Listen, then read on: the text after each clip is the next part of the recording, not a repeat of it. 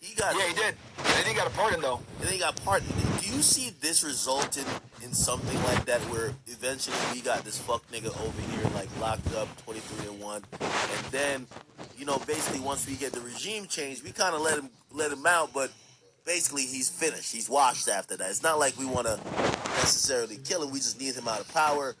We need. Apparently they just captured him. I heard literally just now. Right now? Just captured Maduro and his wife. Yo, come on, man. Yo, I'm telling you, 15 bitches from the shade room could have went down and took over Venezuela, man. Come on, man. We should have been captured him, man. Like, come on, man. Yo, okay, so they captured him. So you think they're bringing him back to the United States, then, if that's true? Hold on. Yeah, 100%. They're gonna bring him back to face the criminal charges. Yo, ain't this like bullying a little? Yo, Venezuela. These dudes probably got like rocks in their pockets. They got like, you know what I mean, like slingshots. Like, these guys ain't got nothing going on. Yo, this dude was dancing merengue. I was watching to see what he on.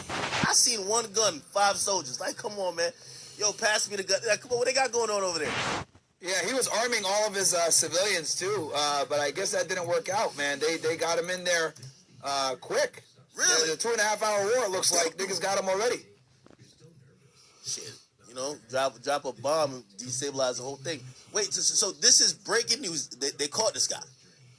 That's what I'm hearing right now, is that they just captured him. I'm gonna look on Twitter right now, but that's what it's looking like, is that he just got captured. At least the people in my chat are putting that.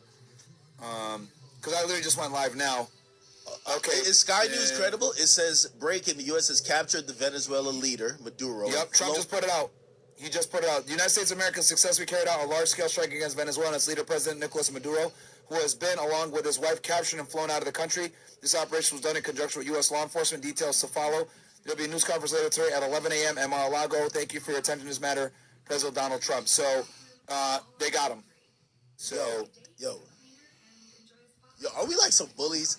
Yo, we basically fucked them up. Before people went to sleep, they gonna wake up and be like, yeah, we fucked them up like in 2 hours. We captured their president. Yeah, they'll never be the same again. It's over. Jesus, that's kind of crazy, huh? Yeah, no, they did it. That's the quickest conflict I've seen. But they definitely they knew where he was at. You know, the intelligence agencies are very good, man. They know exactly where the dude was at. They attacked, saw how we would move, and probably just picked him up right then and there. So he's already out the country.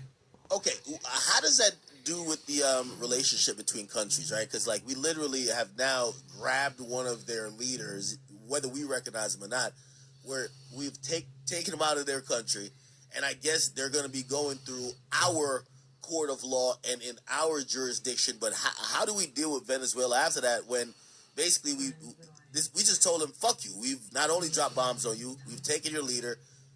How could they even have civil conversations with us in good faith, seeing the fact that we just bullied the scene and just snatched they dude up? They're going to put...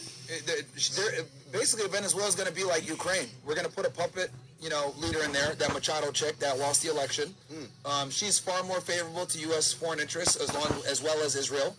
And they're going to put her in power, and she's going to be running things, and, we're going to have access to their oil reserves, and that's what's going to happen. And that's what I predict is going to be the next step here. She's going to come out of hiding, because she's been in hiding ever since she lost the election, and she's going to get put in power because she's far more friendly to Western interests than Maduro was.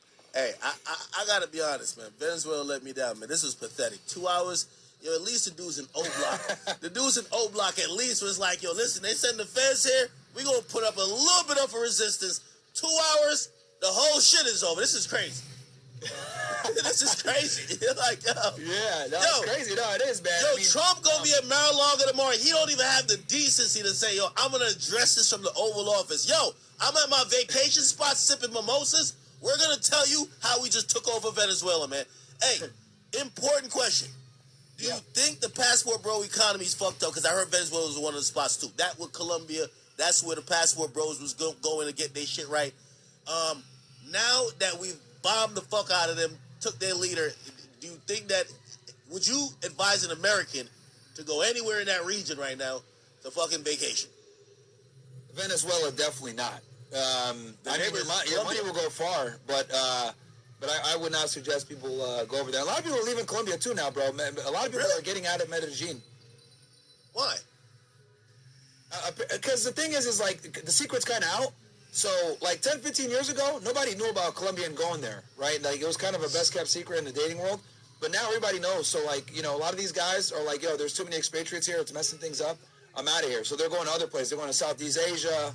They're going to Eastern Europe. They're getting up out of Colombia, bro. Colombia is infested right now with weirdo sex tours. Yeah, wow. Yo, chat, I can't believe we've literally just witnessed the quickest.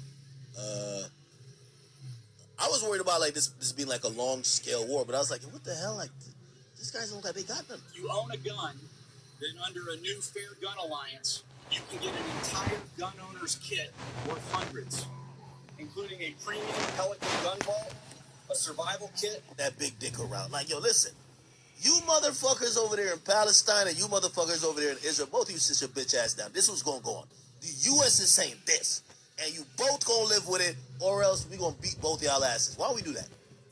You know, I wish we did that, bro, especially with Israel, but we don't because, unfortunately, they have an enormous amount of power and sway in our political structure. And the thing is that, you know, in order for you to get into any, you know, seat of office of real consequence in the United States, you have to play the game with the Zionist lobby. You know what I mean? They literally own the